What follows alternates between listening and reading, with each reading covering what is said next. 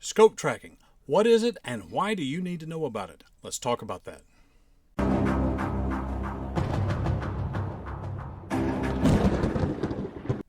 Welcome to the Patriot Training YouTube channel. My name is Clay Howell. I'm the owner and head firearms instructor at Patriot Training. The topic of this video is scope tracking. What is it and why do you need to know about it?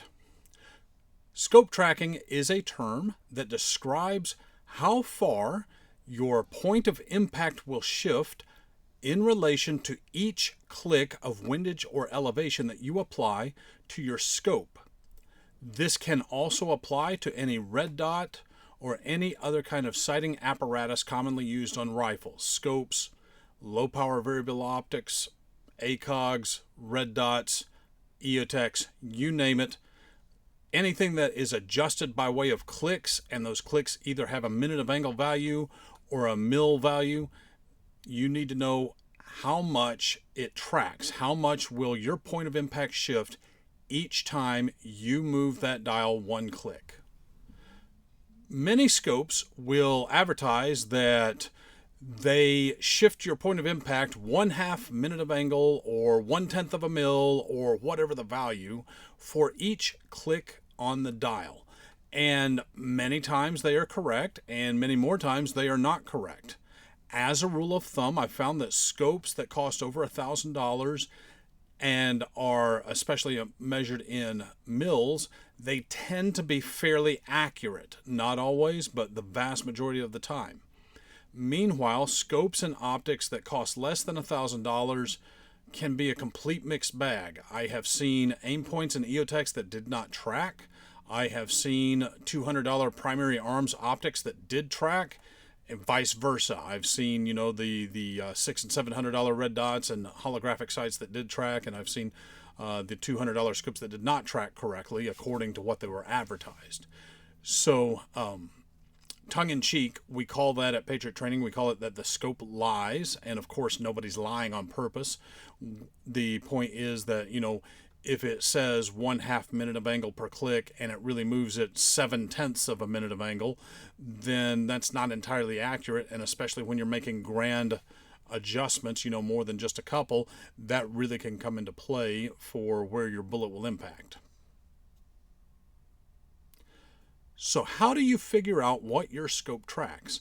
That is the purpose of this video, and we shot some footage at the range so that you can see how to evaluate how your scope tracks.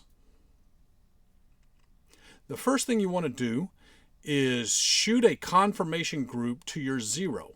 For this video, I shot a group at 100 yards. The next thing I did is I moved my elevation down 10 clicks and fired a new group and measured how far that group was from the original. Then you rotate the dial back up 10 clicks.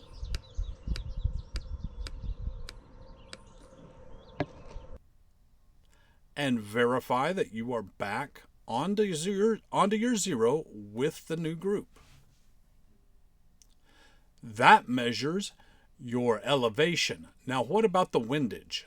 We will repeat the process. Since we know we're already zeroed, we will then dial right 10 clicks and fire a new group and measure how far away that is. We will, of course, dial back left 10 more clicks to get back to zero and confirm.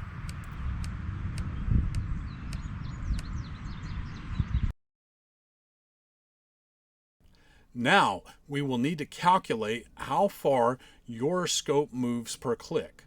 What you do is you take the measurement in inches or whatever unit, centimeters, whatever you used, and you will divide that by 10 because you applied 10 clicks of windage or elevation to the difference. So take your measurement, divide by 10. Here you can see that when I went down 10 clicks, it moved the group a little over 4 inches, 4.5, and so therefore it moves 0.45 inches per click. Meanwhile, it moved approximately 3.5 inches per click left and right, and the scope here claims to be 1/10 of a mil, and we would expect it would be 3.6 inches, and is right on the money there. So we know that it's 0.36 inches per click at 100 yards with this scope left and right. And we also know it's 0.45 inches per click up and down. So it doesn't quite track accurately up and down. That doesn't mean that it's a piece of junk scope. It means I now have information for when I need to dial elevation. I can adjust and calculate exactly how many clicks I need to dial for a shot at a given distance. As a side note, when you are making adjustments to a scope, one thing I have found is that many different scopes will not actually make the adjustment. You might dial 4, 5, 6 clicks, whatever, and fire a new group and it doesn't move any. And some scopes, they need to settle the gears in a little bit. The old ACOGs certainly did this. So what I will do is, let's say I need to dial 10 clicks. I might dial those 10 clicks and then dial an 11th and then dial back one. So do a +1, -1 to kind of settle those gears in.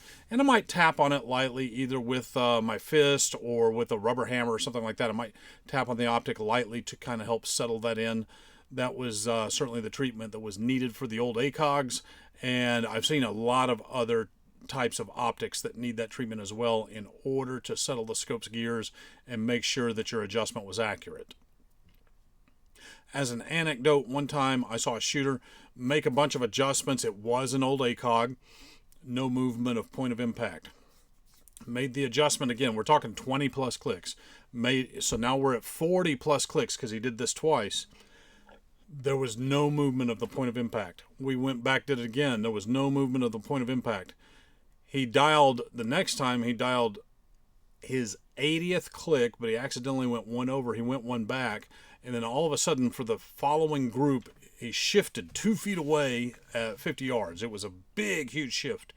And so we learned very quickly. And that shooter, I don't know if he had missed the part where I said go +1, -1, or I don't recall if I hadn't told them that or what have you. But we got to see it right there in person, where that ACOG, it made no motion, no motion, no motion. And then finally, when you went +1, -1, it made this grandiose move, and all 80 clicks finally applied. It was really interesting to see that. And it doesn't make sense that scopes would do that, but they do.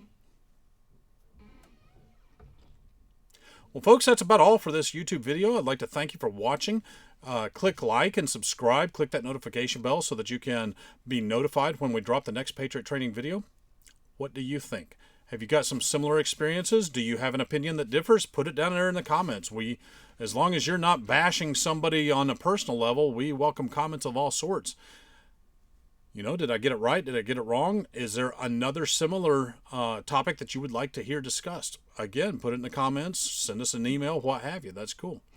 Want to remind you, you don't have to be a patriot to train, but you do have to train. If you want to call yourself a true patriot, take care.